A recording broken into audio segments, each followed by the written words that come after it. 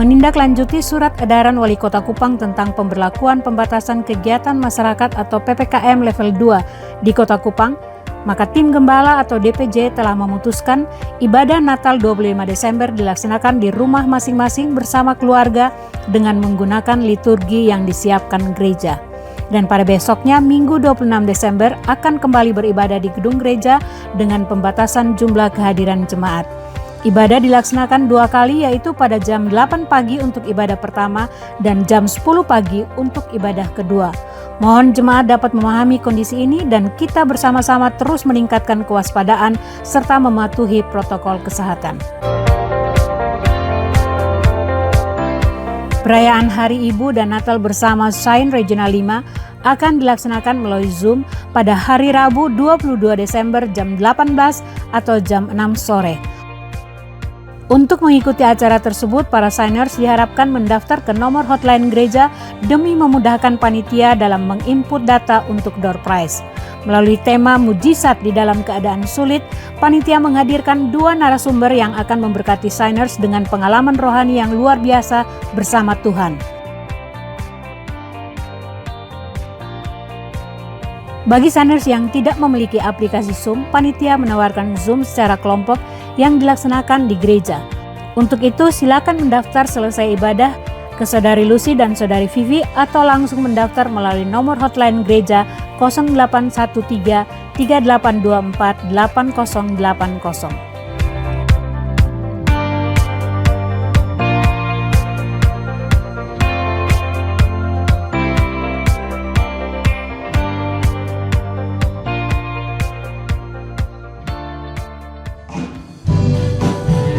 Haleluya, Dialah kekuatan kita, Dia tetap melindungi kita dalam masa-masa yang sukar. Terpujilah nama-Mu Tuhan.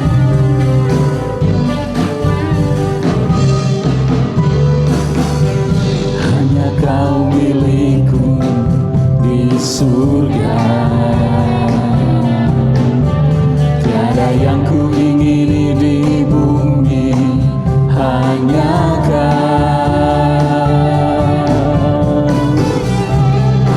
Ku andalkan kekuatanku, namun yang pasti Kau tetap selamanya Allah sumber kuatku, Allah sumber kuatku, Allah sumber kuatku dan bagianku selamanya.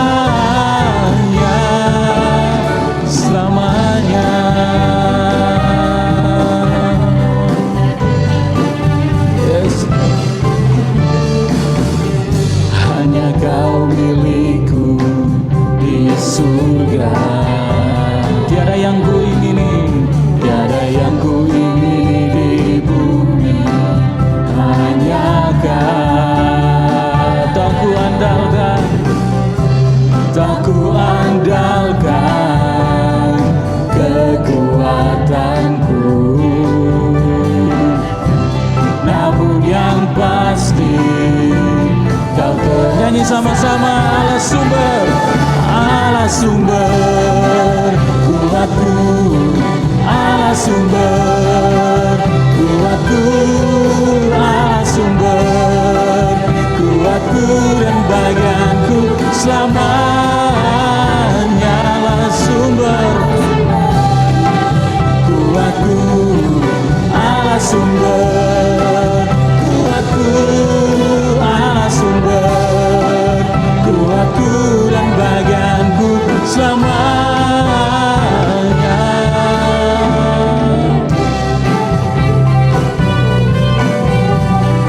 Terpujilah nama-Mu Tuhan,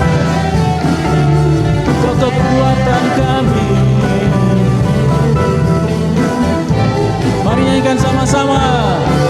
Allah sumber kuatku, Allah sumber kuatku, Allah sumber kuatku dan bagianku selamanya. Allah sumber kuatku,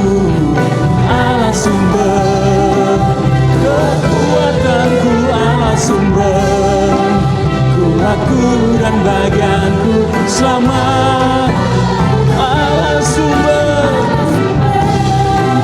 kuatku, Allah sumber kuatku, Allah sumber kuatku dan bagianku, selamanya,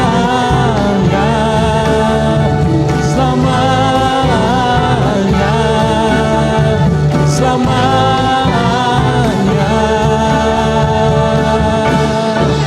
selamanya.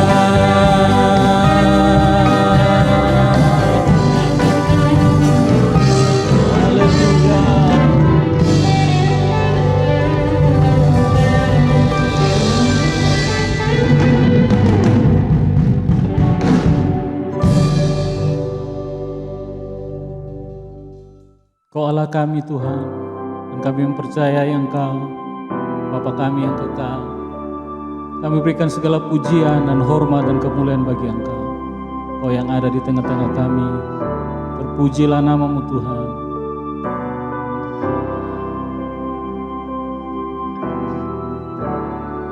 Terima kasih Yesus. Kami menyembah Engkau Tuhan.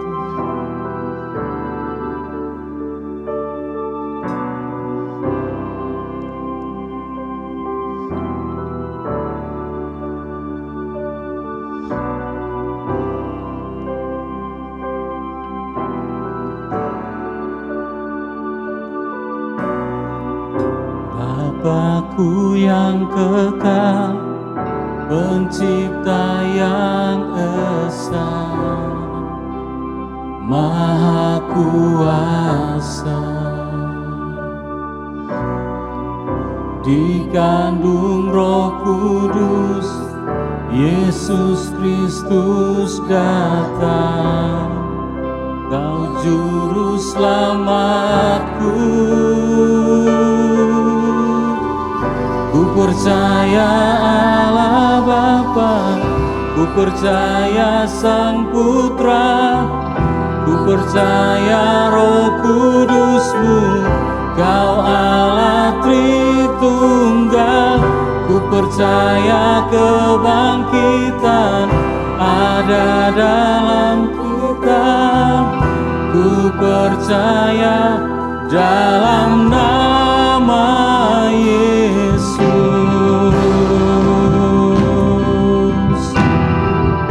Haleluya.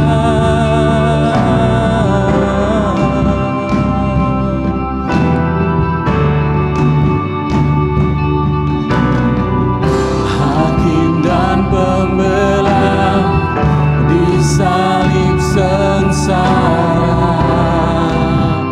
Kaulah rahmat-Ku. Turun ke dalam gelap yang mulia, bangkit bertata selama. Sama-sama ikan sembah Tuhan. Ku percaya Allah Bapa, ku percaya Putra, ku percaya Roh Kudus-Mu, Kau Allah Tritunggal. Ku percaya kebangkitan ada dalam kita, ku percaya dalam nama Yesus. Ku percaya Engkau, ku percaya bangkit, ku percaya Yesus Kristus Tuhan.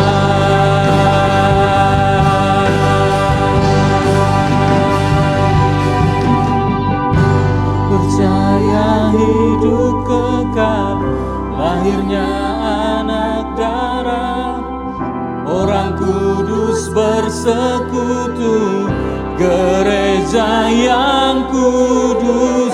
Ku percaya kebangkitan waktu Yesus datang. Ku percaya dalam nama Yesus. Allah Bapa, ku percaya Sang Putra. Haleluya Tuhan, Kau Allah Tritunggal. Ku percaya kebangkitan ada dalam kita. Ku percaya, mari sama-sama nyanyikan. Kami percaya Kau Tuhan. Ku percaya Allah Bapa, ku percaya Sang Putra, ku percaya Roh Kudus-Mu. Kau Allah Tritunggal. Ku percaya kebangkitan ada dalam kita. Ku percaya dalam menyanyikan. Ku percaya Allah Bapa, ku percaya Sang Putra, ku percaya Roh Kudus-Mu. Kau Allah Tritunggal. Ku percaya kebangkitan ada dalam kita. Ku percaya dalam nama Yesus. Dalam nama Yesus. Ku percaya dalam nama Yesus. Haleluya. Terpujilah nama-Mu Tuhan, kekal selamanya. Kami menyembah Kau, Allah yang ajaib, Kau Bapa yang kekal. Terpujilah Engkau selamanya. Hanya bagi-Mu Tuhan segala hormat dan kemuliaan selamanya. Haleluya.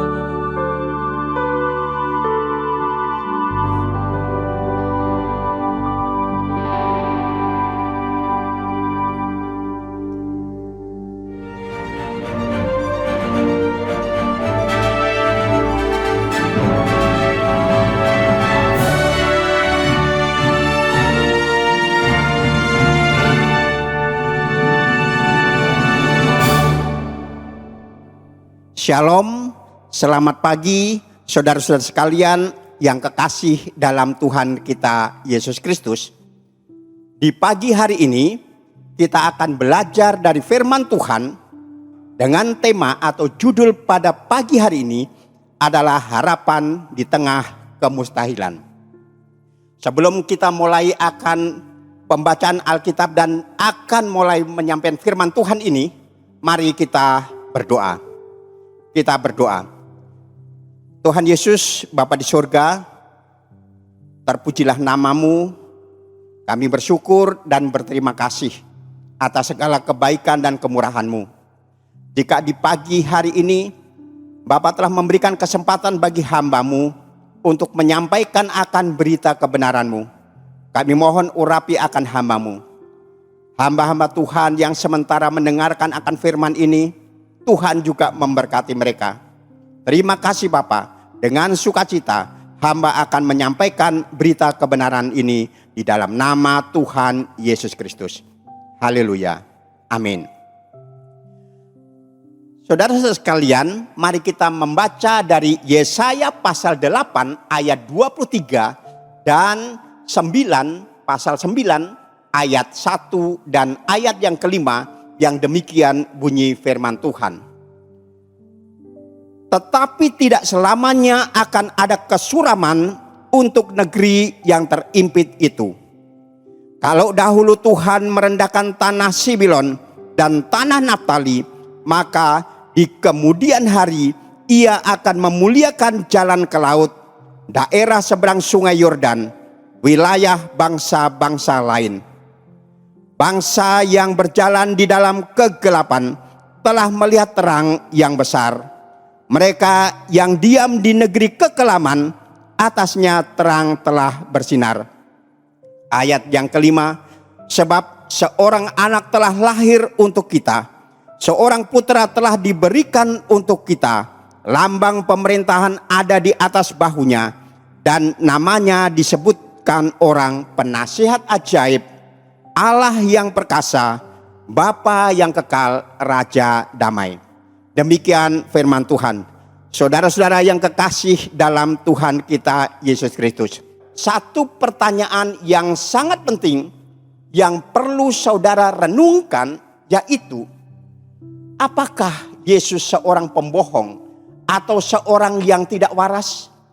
Pertanyaan retorika ini dikemukakan oleh C.S. Lewis dalam bukunya yang berjudul Kekristenan Apa Adanya atau Kekristenan yang Sesungguhnya. Dalam bukunya itu, C.S. Lewis yang adalah seorang profesor, juga seorang sastrawan yang sangat berbobot dari Oxford University. Ia juga seorang teolog yang pikiran-pikirannya sangat tajam, menyampaikan argumentasinya tentang ketuhanan Yesus. Argumen yang dia susun antara lain, yang pertama, jika Yesus bukanlah Tuhan, maka kemungkinan ia adalah seorang yang kurang waras. Karena 2000 tahun yang lalu berulang kali Yesus mengatakan bahwa dirinya adalah Tuhan. Contohnya, jika saya berkata, saya adalah Tuhan, apa kata orang kepada saya? Tentu orang akan berkata bahwa saya adalah orang pembohong. Bahkan ada orang pasti mengatakan bahwa saya sudah tidak waras lagi. Hal yang kedua, Yesus bukanlah seorang pembohong atau seorang yang kurang waras. Dasarnya adalah perilaku Yesus selama hidup di dunia ini. Pada saat pengadilan yang Yesus jalani sebelum disalibkan, di hadapan imam besar Yahudi maupun Pilatus, bahwa mereka berkata tidak didapati kesalahan sedikit pun bahwa Yesus bukanlah seorang pembohong. Pengajaran yang Yesus sampaikan sangat bermutu, bahkan sangat berbobot, sehingga tidak mungkin bahwa Yesus kurang waras. Dengan demikian, maka Yesus bukanlah seorang yang pembohong dan tidak waras. Hal ini telah mematahkan argumen yang pertama. Dapat disimpulkan bahwa Yesus adalah sungguh-sungguh Tuhan. Dia adalah Raja di atas segala raja. Dialah sang penguasa alam semesta. Hal ini diutarakan oleh Nabi Yesaya di dalam Yesaya pasal 9 ayat yang kelima. Nubuatan tersebut disampaikan Allah dengan latar belakang umat Allah, yaitu bangsa Yehuda 2700 tahun yang lalu. Mereka menghadapi masa yang sukar, yaitu mereka terimpit oleh bangsa-bangsa lain. Allah melalui Nabi Yesaya berjanji bahwa ia akan memberikan kebebasan dari penindasan. Allah juga menyampaikan janjinya melalui kedatangan Sang Mesias, yaitu pembebas umatnya kepada kita semua. Seperti yang tertulis di dalam Yesaya pasal 8 ayat 23 dan Yesaya pasal 9 ayat 1 dan 5 yang telah kita baca tadi. Yang dimaksud dengan bangsa yang terimpit di ayat 1 ini adalah bangsa Yehuda dengan ibu kota Yerusalem. Saat itu mereka terimpit oleh desakan dari kerajaan Aram dan Israel yang beribu kota di Samaria. Serta kerajaan Asyur, ditambah lagi di saat yang sama kekuatan kerajaan Babel yang jauh di utara semakin bertambah besar dan mulai mengancam negeri Yehuda. Itu sebabnya di ayat 23 disebut bahwa bangsa Yehuda terimpit dalam hidup dan dalam kegelapan. Bangsa ini tidak ada harapan untuk hari esok. Namun Tuhan berjanji bahwa tidak ada kesuraman bagi umatnya. Umatnya akan melihat terang. Dengan kata lain, mereka terimpit dan terdesak. Tetapi Allah berkata, selalu ada harapan. Saat ini banyak orang yang hidup terdesak. Seperti terdesak dalam ekonomi yang sulit. Cita-cita yang terkandas, rumah tangga yang tidak harmonis, sakit yang tidak pernah sembuh. Mereka tidak berdaya jika itu keadaan saudara. Ayat 23 berkata, tidak selamanya ada kesuraman bagi negeri yang terimpit. Itu artinya di dalam Tuhan selalu ada harapan. Alasannya bahwa Nabi Yesaya menyampaikan nubuatan tentang kelahiran Sang Mesias. Kata Mesias dalam bahasa Ibrani adalah Hamasya. Dalam bahasa Yunani biasa menyebutnya Kristus, sedangkan kita menyebutnya sebagai Kristus. Itulah pribadi yang dipakai untuk menyelamatkan umat Tuhan. Karena itu yang dimaksudkan dengan anak yang telah lahir untuk kita, seorang putra telah diberikan untuk kita. Di ayat yang kelima ini adalah Sang Mesias atau Sang Kristus itu sendiri. Tentang Mesias ini di dalam Matius pasal 4 ayat 13 sampai dengan 16 dijelaskan bahwa nubuatan di dalam Yesaya pasal 9 telah digenapi di dalam diri Yesus Kristus. Hal ini merupakan penegasan terhadap pesan yang disampaikan malaikat Gabriel kepada Yusuf tunangan Maria yang sedang mengandung bayi Yesus. Pesan yang ia sampaikan melalui mimpi dan dicatat dalam Matius pasal 1 ayat 22 sampai dengan 23 lebih jauh untuk menjelaskan kaitan antara pengharapan yang Allah janji di dalam Yesaya pasal 8 ayat 23 dan Yesaya pasal 9 ayat 1 yang kita baca tadi. Tentang kedatangan Sang Mesias, maka di ayat yang kelima diutarakan 4 nama dari Mesias, yaitu yang pertama dia disebut sebagai penasihat ajaib, Allah yang perkasa, Bapa yang kekal, dan Raja damai. Hari ini kita lanjutkan telaah kita dengan melihat namanya yang kedua, yaitu bahwa dia adalah Allah yang perkasa. Sebagaimana keberadaan Yesus Kristus sebagai penasihat ajaib menunjukkan bahwa dengan Yesus kita dapat hidup dengan penuh pengharapan. Demikian pula halnya dengan keberadaan sebagai Allah yang perkasa. Berdasarkan nama ini, setidaknya terdapat 3 alasan yang dapat kita simpulkan tentang mengapa kita dapat tetap hidup di dalam pengharapan. Yang pertama, karena Kristus adalah pribadi yang kuasanya tidak terbatas. Ketidakterbatasan dari kuasanya ini menjamin bahwa Sang Mesias yang dijanjikan Allah pasti sanggup membebaskan umatnya dari impitan yang mereka alami. Sehingga dengan demikian janji yang Allah berikan bukanlah janji yang kosong dan yang mengecewakan. Bukan itu. Justru janji itu memungkinkan kita untuk memandang hari esok dengan penuh pengharapan dan bukan dengan keputusasaan. Ketidakterbatasan kuasa Kristus ini terlihat dari nama yang disebutkan di dalam Yesaya pasal 9 ayat 5, yaitu bahwa dia adalah Allah yang perkasa. Di dalam bahasa Ibrani kata El Gibor berasal dari kata El yang diterjemahkan dalam bahasa Indonesia sebagai Allah. Di dalam bahasa Ibrani kata ini digunakan antara lain pada kata Elohim yang juga diterjemahkan dalam bahasa Inggris sebagai God atau Allah. Di dalam bahasa Indonesia sebagai contoh adalah kata Allah di dalam Kejadian pasal 1 ayat 1. Kata itu berasal dari kata Elohim. Dalam bahasa Ibrani selain kata El juga digunakan pada kata Immanuel yang artinya adalah Allah menyertai kita. Sedangkan kata Gibor artinya antara lain adalah pejuang. Juga bisa diartikan dengan kata perkasa dan juga bisa diartikan dengan kata kuat. Dengan demikian kata El Gibor artinya adalah Allah yang perkasa atau Allah yang kuasanya tidak terbatas.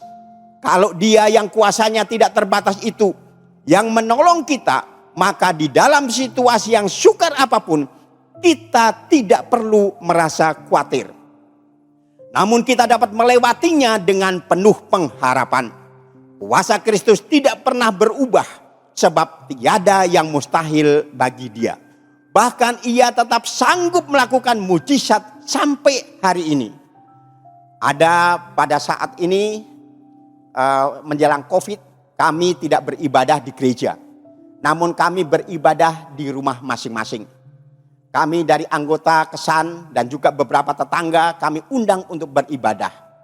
Dan setelah kami beribadah menjalani selama COVID, kami menjalani ibadah tersebut. Dan di situ banyak tetangga-tetangga yang ikut beribadah. Dan pada saat itu, sekarang gereja sudah dibuka. Dan tetangga-tetangga itu memutuskan untuk bergabung di dalam gereja ini. Kami tidak memaksakan, hanya itu kalau Tuhan bekerja dalam atas keluarga ini, maka tidak ada yang mustahil bagi Tuhan. Itulah Tuhan Yesus yang kuasanya tidak terbatas. Bukan saja 2000 tahun yang lampau, Ia sanggup melakukan berbagai mujizat sampai hari ini. Ia tetap melakukan hal yang sama. Karena itu ada pengharapan dalam Yesus karena Dia adalah Allah yang perkasa. Selanjutnya alasan yang kedua, kita dapat tetap hidup di dalam pengharapan karena Kristus adalah pribadi yang penuh dengan rahmat.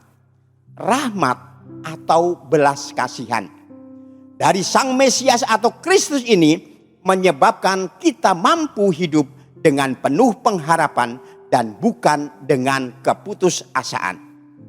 Kita sadar bahwa di dalam hidup ini kita tidak berjalan seorang diri. Namun Allah yang perkasa dan penuh dengan rahmat itu menyertai kita. Tentang rahmat ini ayat yang kelima. Di sana kita akan melihat sesungguhnya tidak ada satu alasan apapun sehingga Sang Mesias atau Kristus bersedia menolong kita. Demikian pula halnya kalau Allah bersedia memberi pengharapan kepada bangsa Yehuda. Seperti yang ditulis di dalam Yesaya pasal 8 ayat 23 dan Yesaya pasal 9 ayat 1. Di ayat-ayat tersebut tidak diutarakan alasan mengapa Allah menjanjikan pengharapan kepada mereka sehingga dapat disimpulkan bahwa kalau Allah bersedia menolong umatnya, hal itu adalah karena Dia penuh dengan belas kasihan kepada mereka yang menderita. Belas kasihan atau rahmat itulah yang dapat kita lihat dalam diri Yesus Kristus sebagaimana yang dicatat di dalam keempat kitab Injil. Di situ berulang-ulang ditulis bahwa setiap kali melihat orang-orang yang menderita, hati Yesus digerakkan oleh belas kasihan. Melihat 4.000 orang yang mengikuti Dia untuk mendengar apa yang Ia ajarkan dalam keadaan lapar, maka Matius pasal 15 ayat 32 dicatat bahwa hati Yesus tergerak oleh belas kasihan. Untuk itu, Ia melakukan mujizat dilipat gandakannya 7 roti serta beberapa ikan kecil dan diberinya mereka semua makan sampai kenyang. Melihat 2 orang buta di kota Yeriko yang berseru memohon belas kasihannya di dalam Matius pasal 20 ayat 34 dicatat. Maka tergeraklah hati Yesus oleh belas kasihan, lalu dengan kuasa yang tidak terbatas Ia melakukan mujizat. Dijamahnya mata mereka dan seketika itu juga mereka dapat melihat. Yesus berjumpa dengan seorang yang sakit kusta dan yang memohon bantuannya. Di dalam Markus pasal 1 ayat 41 ditulis bahwa maka tergeraklah hati Yesus oleh belas kasihan, lalu diulurkan tangannya untuk menjamah orang kusta itu. Dan seketika itu juga lenyaplah penyakit kusta orang itu dan ia menjadi tahir. Ketika Yesus berjalan di kota Naim, ia berjumpa dengan rombongan yang sedang mengusung jenazah seorang anak muda untuk dikuburkan. Anak muda yang adalah anak tunggal dari seorang ibu yang sudah janda.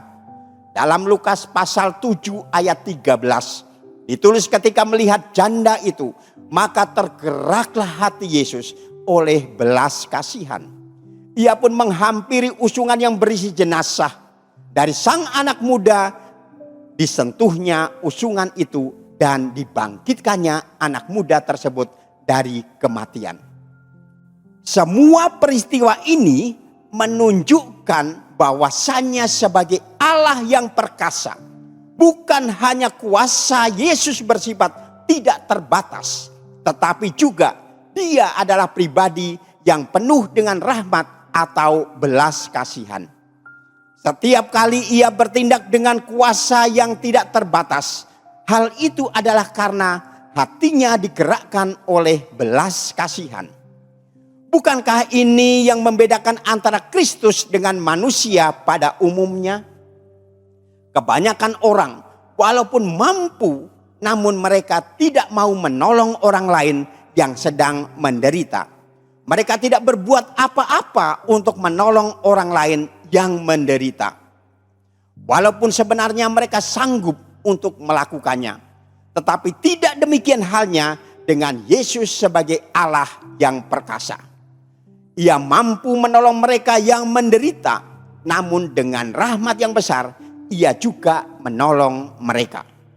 Sehingga dengan demikian, di dalam segala keadaan, kita tidak perlu berputus asa karena di dalam Yesus sesungguhnya tetap ada pengharapan. Sekarang alasan yang ketiga. Kristus adalah pribadi yang penuh dengan anugerah. Anugerah artinya adalah kebaikan Allah yang sangat besar yang kita terima bukan karena kita berhak atau layak untuk mengalaminya. Contohnya tentang seorang pegawai yang suka membolos. Datang ke tempat kerja selalu terlambat. Bahkan pulang selalu lebih awal sebelum waktunya. Di kantor hanya main game, hanya mengganggu teman-teman yang kerja. Bahkan dia memakai uang perusahaan tanpa dipertanggungjawabkan. Dan lain banyak hal-hal yang lain yang dia lakukan.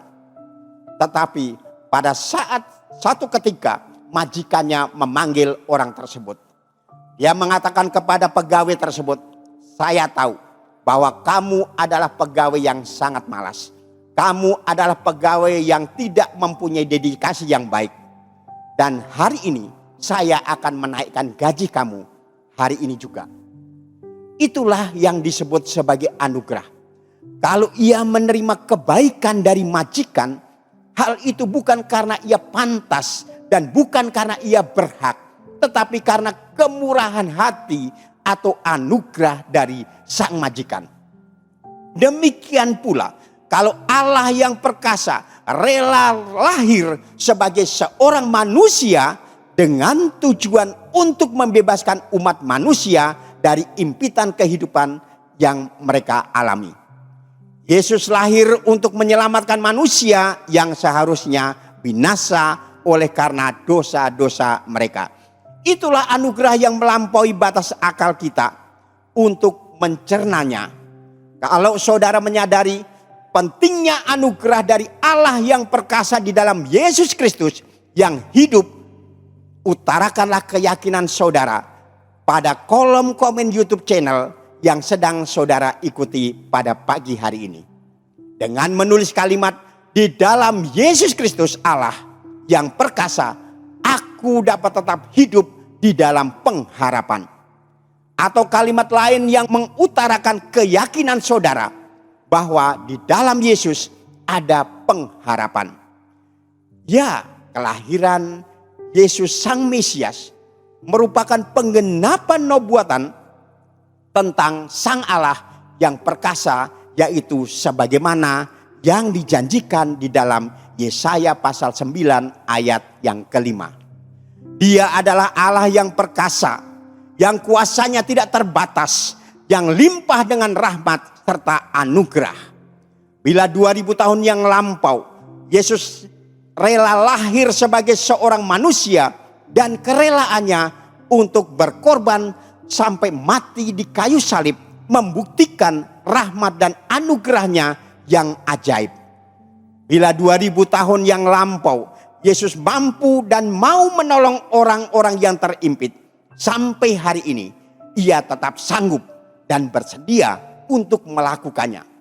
Bila 2000 tahun yang lampau, Yesus mampu memberikan pengharapan bagi mereka yang hidup di dalam keputusasaan. Ia tetap memberikan pengharapan bagi kita semua. Bapak Ibu yang kekasih dalam Tuhan kita Yesus Kristus, saya pernah mengalami sakit beberapa tahun yang lalu dan saya harus dirawat di rumah sakit dan saya harus diopname. Dan memang sakit ini saya adalah sakit sesak napas dan belum musim Covid. Kalau waktu itu musim Covid, tentunya saya dinyatakan Covid. Dan puji Tuhan, dengan sakit yang parah tersebut, Tuhan masih menolong saya dan Tuhan memberikan kehidupan, Tuhan memberikan kesempatan untuk saya hidup sampai saat ini. Sehingga bila hari ini, jika saya dapat berdiri dan dapat menguraikan firman Tuhan bagi Bapak Ibu Saudara sekalian semua di tempat ini, itu membuktikan bahwa kasih Allah dalam Yesus Kristus tidak mengecewakan. Orang yang berharap kepadanya pasti ada pengharapan di tengah kemustahilan. Tentang pengharapan di tengah kemustahilan hidup ini, tentu saudara-saudara pun mempunyai kesaksian-kesaksian secara pribadi. Sampaikanlah kesaksian-kesaksian itu baik kepada keluarga, baik kepada teman kerja, baik kepada sahabat-sahabat saudara. Tanggal 25 Desember kita tidak merayakan Natal di gereja, tetapi kita merayakan Natal di rumah masing-masing. Ajak keluarga saudara, ajak tetangga-tetangga saudara untuk merayakan di rumah masing-masing. Kami dari gereja akan menyiapkan liturgi bagi Bapak Ibu jemaat sekalian. Demikian firman Tuhan yang dapat saya sampaikan. Tuhan memberkati. Haleluya. Amin. Mari kita berdoa. Terima kasih ya Tuhan Yesus atas segala kebaikan kemurahan-Mu. Sungguh Engkau Allah kami yang hidup. Di tengah-tengah pengharapan-pengharapan kami, semua Tuhan membuatnya tidak mustahil. Engkau membuatnya secara mujizat, secara nyata dalam kehidupan kami. Baik dalam kehidupan secara pribadi maupun dalam kehidupan keluarga. Maupun dalam kehidupan akan jemaat. Tuhan terima kasih. Engkau baik, Engkau sangat baik. Hamba sudah menyampaikan berita kebenaran-Mu. Kami mohon biarlah berita kebenaran yang hamba sampaikan ini tidak terbuang secara percuma, tetapi dapat mengambil tempat di dalam kehidupan kami masing-masing. Terpujilah nama-Mu Bapa, di dalam nama Tuhan Yesus Kristus. Haleluya. Amin. Bapak Ibu, mari kita untuk mengakhiri akan ibadah ini, mari Bapak Ibu di tempat masing-masing kita mengangkat tangan dan kita akan menerima berkat Tuhan. Kita berdoa. Terima kasih Bapa, terima kasih Roh Kudus, terima kasih Tuhan Yesus.